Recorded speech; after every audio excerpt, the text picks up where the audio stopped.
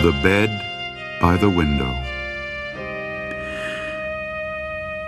The three old men shared a room at the nursing home.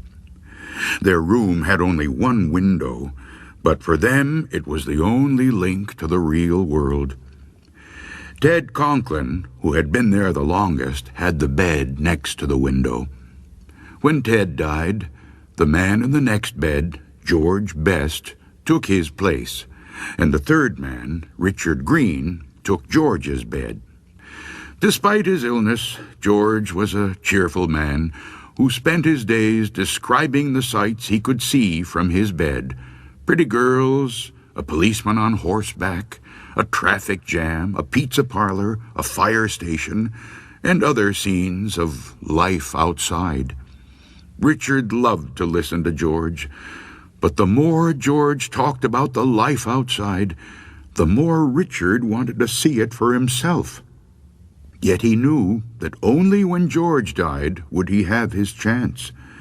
He wanted to look out that window so badly that one day he decided to kill George. "He's going to die soon anyway," he told himself. "What difference would it make?" George had a bad heart. If he had an attack during the night and a nurse could not get to him right away, he had pills he could take. He kept them in a bottle on top of the cabinet between his bed and Richard's. All Richard had to do was knock the bottle to the floor where George could not reach it.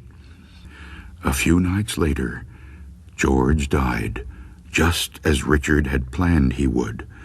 And the next morning, Richard was moved to the bed by the window. Now he would see for himself all the things outside that George had described. After the nurses had left, Richard turned to the window and looked out. But all he could see was a blank brick wall.